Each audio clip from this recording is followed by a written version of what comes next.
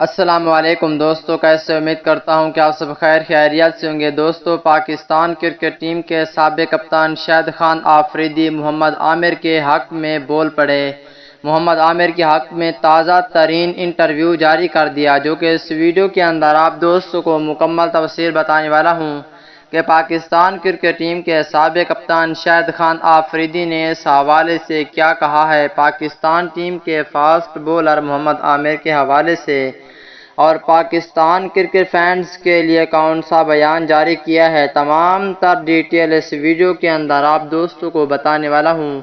دوستو، پاکستان ٹیم کے سچے اور پکے فینز ہیں تو اس ویڈیو کو لائک کریں، چینل کو سبسکرائب کریں، بیل آئیکن دبا کر آل پر لازمی کلک کر دینا ہے۔ تو دوستو، بڑھتے ہیں ویڈیو کی جانب اور آپ دوستوں کو بتاتے ہیں اس حوالے سے مکمل تفصیل۔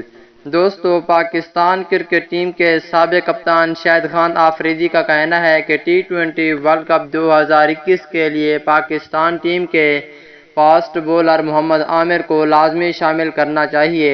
پاکستان ٹیم کے سابق کپتان شاہد خان آفریدی نے یہ مشورہ پاکستان کرکٹ بورڈ کے چیئرمین رمیز راجہ کو بھی دیا ہے اور پاکستان ٹیم کے بولنگ کوچ کو بھی کہا ہے کہ محمد عامر کو پاکستان ٹیم میں ٹی-20 ورلڈ کپ 2021 کے لیے لازمی شامل کرنا چاہیے۔